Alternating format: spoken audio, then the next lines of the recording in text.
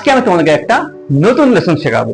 তোমরা যদি এই কনসেপ্টটা ঠিকভাবে বুঝতে পারো তাহলে ম্যাক্সিমাম বোর্ডে আসা এই প্রশ্নের উত্তরটা তোমরা খুব সহজেই সমাধান করতে পারো।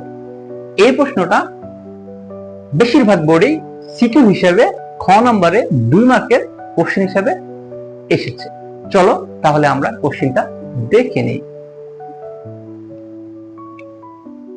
AlCl3 অণু কেন ডাইমার গঠন করে?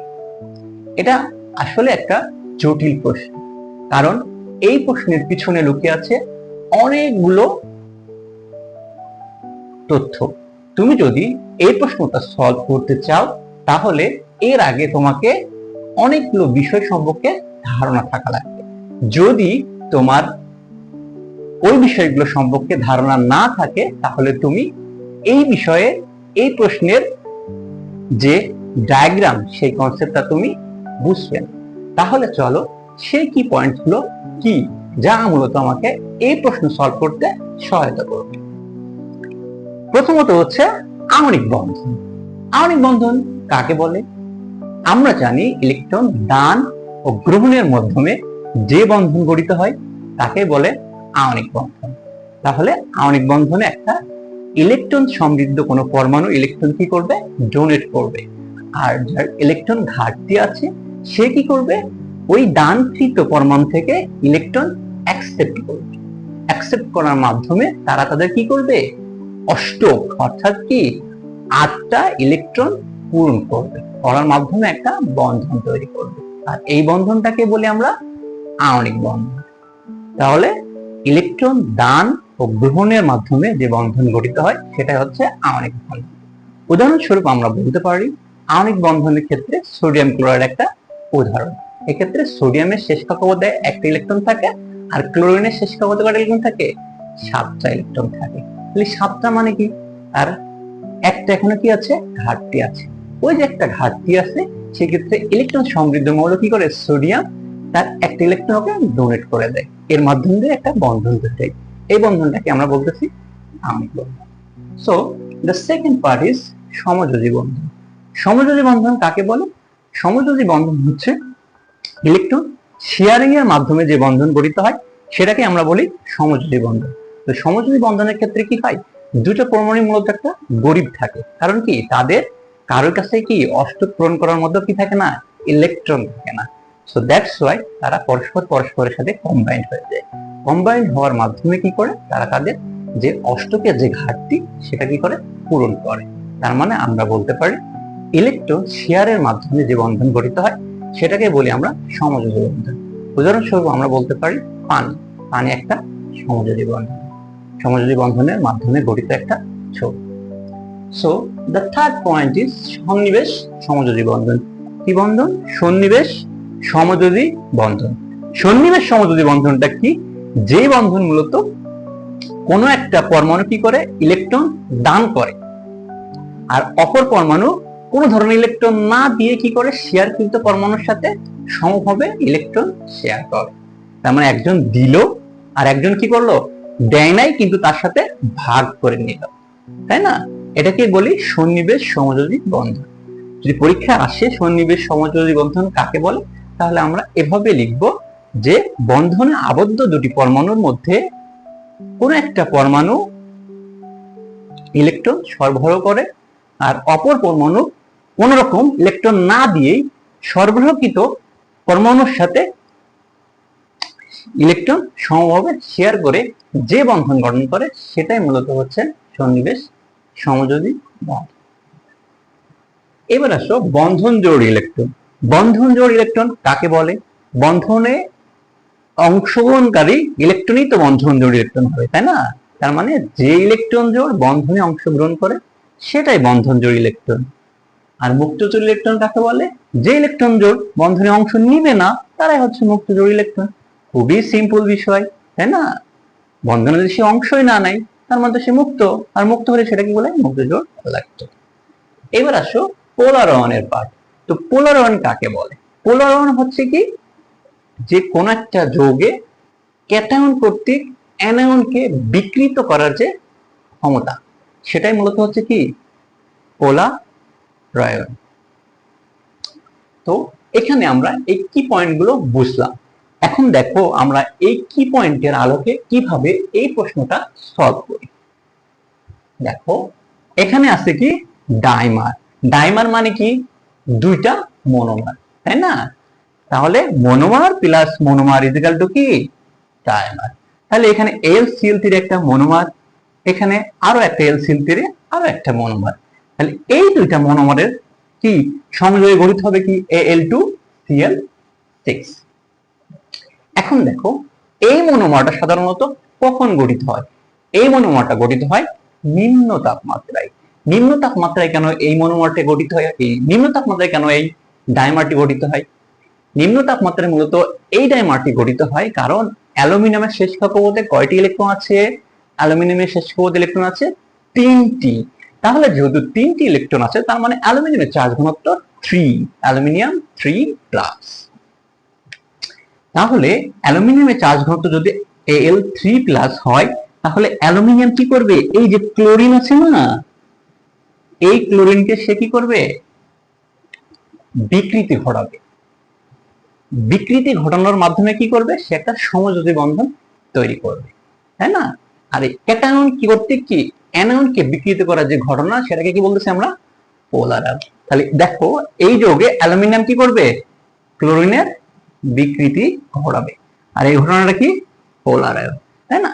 তাহলে দেখো ফার্স্টের যে মনোমারটা ছিল সে একটা কি আণবিক বন্ধন, কারণ কি সে তার 3টা ইলেকট্রন কি ক্লোরিনকে দিয়ে দিচ্ছে। তাহলে ক্লোরিনকে যদি সে তার 3টা ইলেকট্রন দিয়ে দেয় তাহলে, আর ক্লোরিন যদি তার কাছ থেকে 3টা ইলেকট্রন নিয়ে নেয় তাহলে সেটা কি বন্ধন ছিল? সেটা ছিল এই যে ফার্স্ট টাইমে তোমাকে যেটা বললাম আণবিক বন্ধন। তাহলে দেখো AlCl3 স্ট্রাকচারটা কেমন হয়। তাহলে কি এটা হচ্ছে অ্যালুমিনিয়াম, আর এখানে তুমি কি দিবা? দুইটা ক্লোরিন দিয়ে দিবা আর এখানে একটা ক্লোরিন দিয়ে দিবা, তাই না? তাহলে দেখো অ্যালুমিনিয়ামের 3টা ইলেকট্রন যদি এখানে একটা দিয়ে দিই, এখানে একটা দিয়ে দিই আর এখানে একটা দিয়ে দিই তাহলে কি এদের আগে থেকে যে 7টা ইলেকট্রন ছিল, তাই না?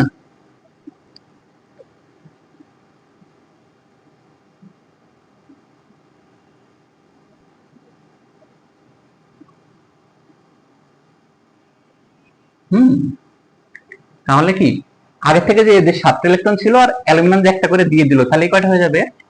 8টা হয়ে যাবে, তাই না?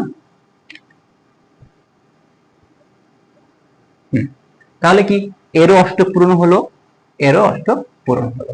এভাবে মূলত ইলেকট্রন দান এবং গ্রহণের মাধ্যমে যে বন্ধন গঠিত হয় সেটাই হচ্ছে আণবিক বন্ধন। এবার চলে আসি আমরা সমযোজী বন্ধন। সমযোজী বন্ধন কি? ওই যে বললাম চার্জ ঘনত্ব বেশি, চার্জ ঘনত্ব বেশি হওয়ার কারণে কি ক্লোরিনকে সে নিজের দিকে টানবে, আর ক্লোরিনকে যখন সে নিজের দিকে টানবে তাহলে কি ওই যে কেটন কর্তৃক যে হচ্ছে অ্যানায়নকে বিকৃত করার যে ঘটনা সেটা হচ্ছে পোলারায়নটা ঘটবে, আর পোলারায়ন ঘটলে কি বন্ধন গঠিত হয়? সমযোজী বন্ধন। চলো আমরা এই স্ট্রাকচারটা এবার আঁকাই।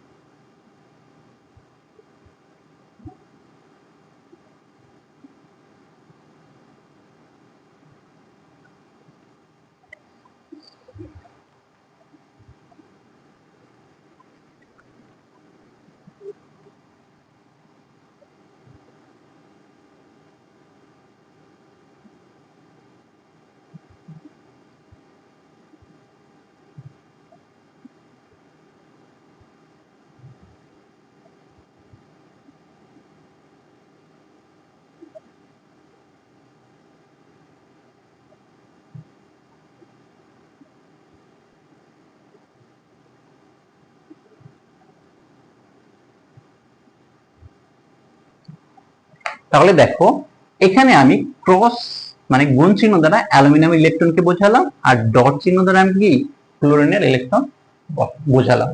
এখন দেখো এখানে ক্লোরিনের কয়টা ইলেকট্রন আছে? 2টা, 4টা, 6টা, আর এই যে এখানে একটা দিয়ে দিল। এখানে দেখো এটা 2টা, 4টা, 6টা, আর এই যে এখানে একটা দিয়ে দিল। এখানে দেখো ক্লোরিনে কয়টা ইলেকট্রন আছে, 2টা 4টা 6টা, আর এই যেখানে একটা দিয়ে দিল। আর অ্যালুমিনিয়াম কি করলো, ক্লোরিনকে আগে যে সেই ইলেকট্রন দিয়েছিল সেই ইলেকট্রনটা সে কি করলো, উইথড্র করে নিল। তাহলে সে যদি ইলেকট্রনটাকে উইথড্র করে নিয়ে নেয়, তাহলে দেখো এখানে থাকতেছে কয়টা ইলেকট্রন অ্যালুমিনিয়ামের, 1 জোড়া 2 জোড়া 3 জোড়া। তাহলে কি অ্যালুমিনিয়ামে কি বন্ধন জোড় ইলেকট্রন থাকতেছে কয় জোড়া, 3 জোড়া। তাহলে 3 জোড়া যে বন্ধন জোড় ইলেকট্রন থাকতেছে, তাহলে তো আর অ্যালুমিনিয়ামের অষ্টক পূরণ হলো না। তাহলে অ্যালুমিনিয়াম যদি অষ্টকই না পূরণ হয়, তাহলে কি করবে সে, আরো একটা এলসিএল ত্বরণের সাথে কি করবে, সে সংযুক্ত হবে। আর এই সংযুক্ত হওয়ার মাধ্যমে কি করবে, সে ডাইমার গঠন করবে। আর এই ডাইমার গঠন করাতে যে বন্ধন ভূমিকা রাখবে সেটার নামে কি, সন্নিবেশ সমযোজী বন্ধন। কারণ কি, সন্নিবেশ সমযোজী বন্ধনে কি করে, ক্লোরিন পরমাণু কি করবে, ইলেকট্রন সরবরাহ করবে। অ্যালুমিনিয়ামের কাছে তো ইলেকট্রন সে দিবে না, তার মানে কি ক্লোরিনের সরবরাহ করা ইলেকট্রন সে শেয়ার করবে ঠিকই, কিন্তু নিজে থেকে কোনো ইলেকট্রন দিবে না, তাই না? তাহলে একটা পরমাণু দিল আর একটা পরমাণু কি দিল না। এই যে একজন দিল আর একজন দিল না, কিন্তু শেয়ার করলো যে দিল তার কাছ থেকে। এই যে ঘটনাটা, এটাকেই বলতেছে সন্নিবেশ সমযোজী বন্ধন। চলো আমরা Al2Cl6 এর ডায়াগ্রামটা দেখে নিই।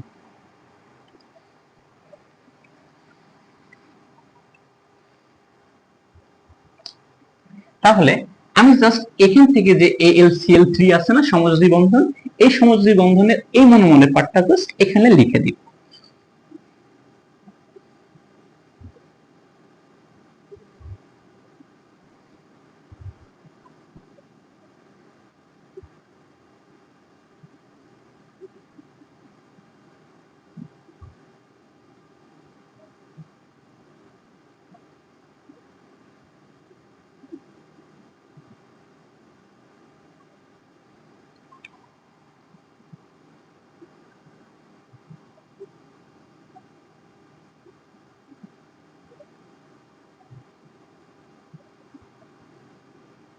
তাহলে এই পার্টটায় আমি কি এই মনোমারটা এখানে লিখলাম।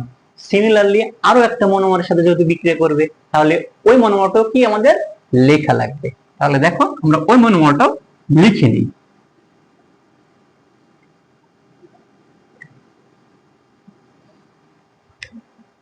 এখন আমরা আমরা কি এটা মুছে দিই, হ্যাঁ, যেহেতু আমাদের জায়গা স্বল্পতা আছে।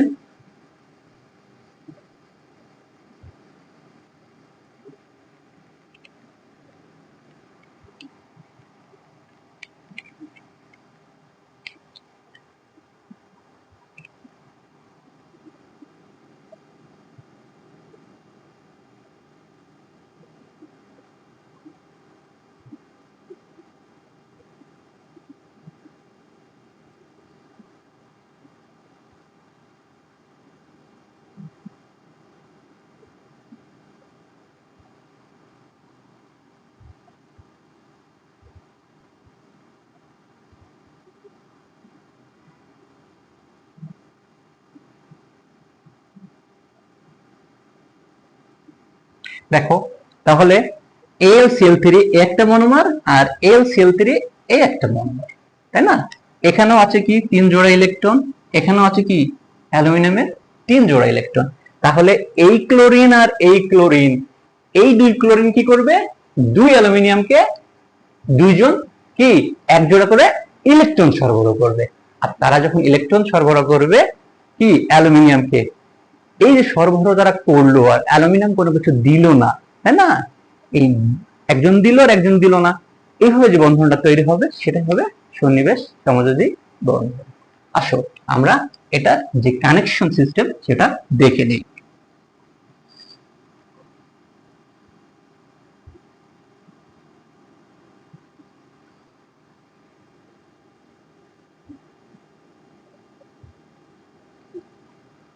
দেখো এই যে এখানে এক জোড়া ইলেকট্রন আছে না, এই ইলেকট্রন জোড়াটা কি এই অ্যালুমিনিয়ামকে দিয়ে দিবে। আর এই ক্লোরিনের কাছে দেখি এই যে এক জোড়া আছে না, এই জোড়াটা কি এই অ্যালুমিনিয়ামকে দিয়ে দিবে। তাহলে আমরা বোঝার সুবিধার্থে এই এক জোড়া আর এক জোড়াকে আমরা কি এখানে আর এখানে লিখি।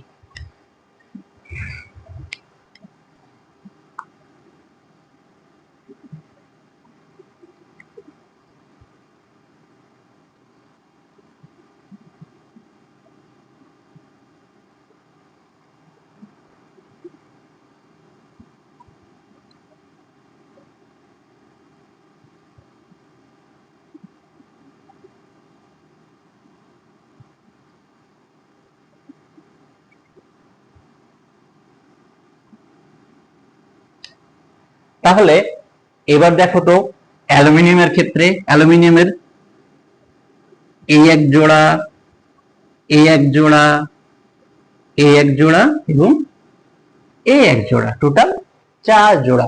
তাহলে 4 দুগুণে 8। তার মানে কি অ্যালুমিনিয়ামের কি অষ্টক পূরণ হয়েছে? হ্যাঁ, অ্যালুমিনিয়ামের অষ্টক পূরণ এবার হয়েছে। তাহলে সিমিলারলি আমরা AlCl3 তে এই অ্যালুমিনিয়ামের অষ্টক পূরণ হয়েছে কিনা সেটা আমরা দেখি। এই এক জোড়া, এই এক জোড়া, এই এক জোড়া আর এই এক জোড়া। তাহলে কি এখানেও অ্যালুমিনিয়াম ক্লোরাইডের কি অষ্টক পূরণ হয়েছে। তাহলে কি দুই কানেকশন ব্রিজ সিস্টেমে কি আমাদের যে 8টা ইলেকট্রন সেটা কি ঠিক আছে, তার মানে আমাদের বন্ধন গঠন ঠিক আছে। এবার আমরা দেখি এই যে এটা আমি তোমাদেরকে কি বোঝানোর সুবিধার্থে বলেছি, এই যে 8টা করে ইলেকট্রন তাদের কি অ্যালুমিনিয়ামে পূর্ণ হচ্ছে সেটা জাস্ট আমি তোমাদেরকে দেখাইছি, মানে এই পার্টটা আমি এখানে কেটে এনেছি। হ্যাঁ, এই যে 8টা ইলেকট্রন পূর্ণ হলো না, এই পার্টটা এখানে এসে কেটে এনেছি। এখন দেখো আমি যদি তোমাদেরকে প্রশ্ন করি যে ডাইমার গঠন করার পরে Al2Cl6 যোগে যে দুইটা ক্লোরিন পরমাণু সন্নিবেশ সমযোজী বন্ধন হিসাবে কাজ করলো, তাহলে তাদের মুক্ত জোড় ইলেকট্রন কয়টা থাকবে?